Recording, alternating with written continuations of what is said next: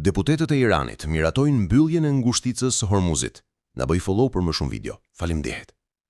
Parlamenti i Iranit ka miratuar mbylljen e ngushticës Hormuzit pas sulmeve amerikane në centralet bërthamore iraniane sipas një raporti nga media shtetërore Press TV të dielën. Raporti citon ligjvënësin e lartë Esmail Kosari. Kosari, një antar i Komitetit të Majlisit për Sigurinë Kombëtare dhe Politikën e Jashtme, tha se ligjvënësit kishin arritur një marrëveshje për të mbyllur ngushticën në përgjigje të veprimeve të SBA-s dhe mungesës së një përgjigjeje ndërkombëtare. Parlamenti ka arritur në përfundimin se duhet të mbyllë ngushticën e Hormuzit, por vendimi i përfundimtar i takon Këshillit Suprem të Sigurisë Kombëtare, tha Kosari.